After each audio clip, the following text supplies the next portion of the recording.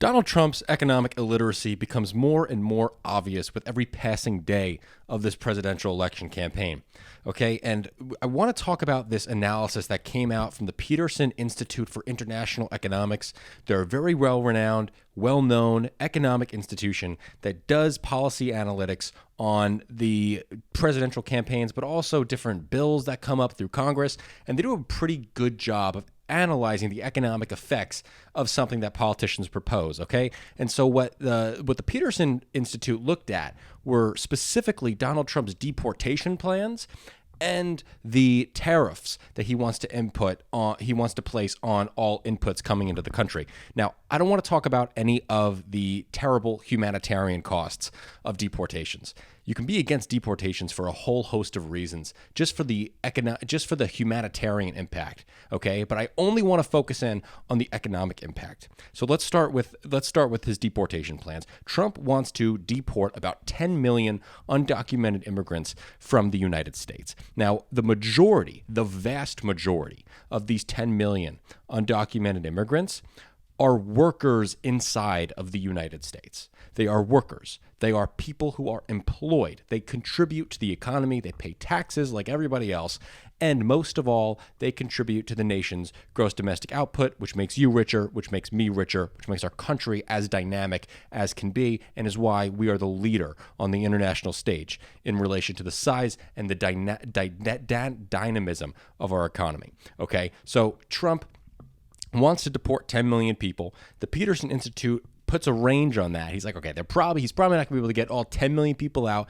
The bottom of the range of the estimate is going to be 1.3 million, and the top is going to be 8.3. Okay, and they analyze, all right, what's the economic effects of 1.3 million getting deported, and what's the economic effects of 8.3 million people getting deported? And they found massive economic impacts. Okay, and before I go into the specific statistics, I want to talk about why this is the case with undocumented immigrants. Undocumented immigrants make up 50% of our nation's agricultural workforce. Half of the people who work in our agricultural sector, the people who grow and make our food, distribute our food, are the undocumented immigrants. They are doing jobs that Americans have not and do not want to do. Okay, and so this is a really great example of undocumented immigrants not actually competing with native-born Americans for jobs, because the undocumented immigrants are taking jobs that a native-born American doesn't want anymore. Okay, the native-born American is looking to either go to college and get into some type of service industry. They're looking to do a high-performance trade. They're looking to be an apprenticeship somewhere. They're not looking to do the agricultural work like they used to anymore. And it gets even more specific when we looked at the dairy industry. Okay, 79% of the country's milk supply is produced by companies that employ undocumented immigrants. If we look at the state of California, 75% of all agricultural workers in the state of California are undocumented immigrants. And California is the largest food producing state in the entire country. So, and then this goes into another part. Okay, so we're not just talking about employment effects, GDP effects. We're also going to talk about inflationary effects. Okay, because if you're going to be deporting all of these workers, you're going to be raising the cost of producing all this food. Because now you're not just having to hire native-born Americans and get them to come in. You're having to retrain. Okay, you're having to do the job search. There's going to be a lag in the amount of time until these industries are able to get back the employees they need. And sometimes they might not be able to find the employees that they need at all. Okay, so if you care so much about inflation, we're talking about a massive inflationary spike in our food industry.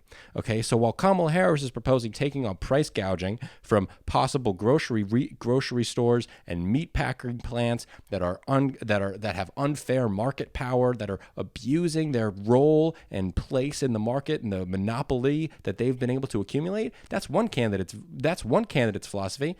The other candidate's philosophy is, let's deport the people growing our food. Let's kick the people out that are bottling our milk. Please. It's ridiculous, okay? So now let's talk about the second part here. Tariffs.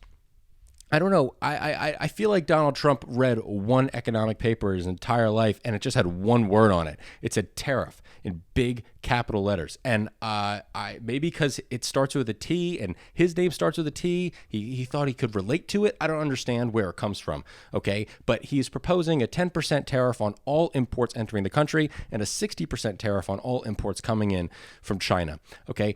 These tariffs are direct taxes on American citizens. The way tariffs get paid is the importer, the person who imports the good, pays the tax. It's not the country, okay? China doesn't pay the tariff. The person who buys the Chinese good pays the tariff. Well, every time you go to a grocery store and you buy, let's say, a bottle of tequila, odds are that's coming from Mexico, right? Well, it is coming from Mexico. Can't grow tequila in America. So anyway, you go into the store, you buy your bottle of tequila. Donald Trump's tariff is going to directly raise the price of your tequila bottle that now you're purchasing, okay? There are goods like that, say bananas, okay? In America, you can't grow bananas. We have to import bananas. What is the point of putting a 10% tariff on bananas? So the economic illiteracy is stunning. He was also asked at a recent event, what would you do to combat food price increases? And he said 10% tariff. I'm sorry.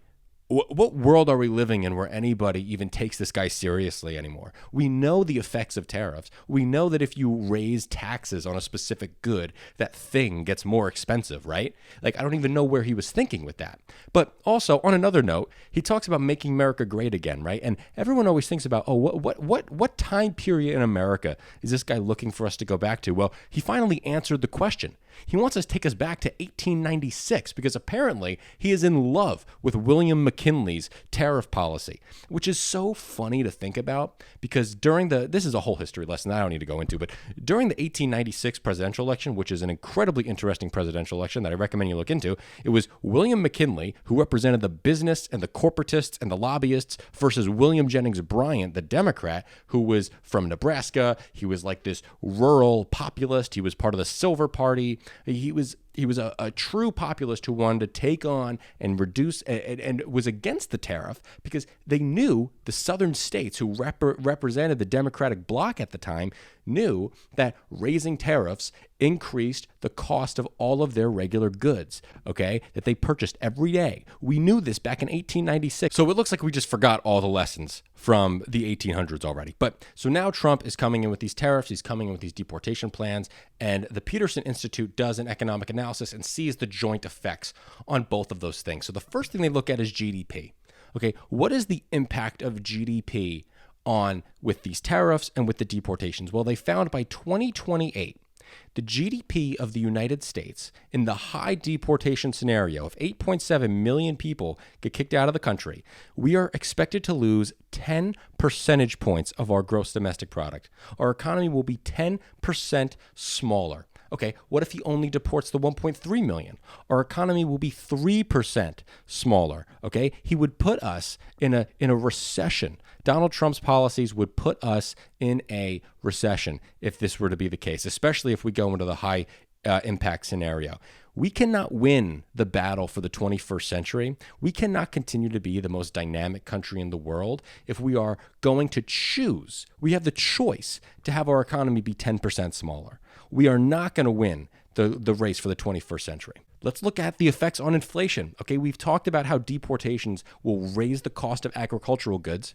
We've talked about how tariffs will obviously raise the prices on all the goods that are getting imported, right? So if we look at the effects of the inflation here, these policies on inflation in the low scenario, we're looking low scenario at a 4% increase of our inflation rate. On the high deportation scenario, it's a 7.2% increase. Just put that in perspective. It's not 4.1% inflation or 7.4% inflation. It's 4.1 and 7.4 greater than the baseline, which means in Donald Trump's presidency, we're looking at inflation between 6 and 9.3%. That 9.3% number is about where we were during the inflationary spike caused by the COVID pandemic. And people want to vote for this again. We know the economic impacts of this, okay? This is a drastic reduction in the purchasing power of the average American. And in addition to this, okay, it's also going to have massive negative impacts on our employment rates. Our employment is going to be 3% to 9% smaller than it would have been if we did not go through with the deportations and did not go through with the tariffs. Okay, we are in a drastic choice in this election here. Okay, it is a drastic choice. Economic competence or economic illiteracy. Donald Trump represents the party of economic illiteracy, the party of stupid nationalism, not smart nationalism, not some new nationalism.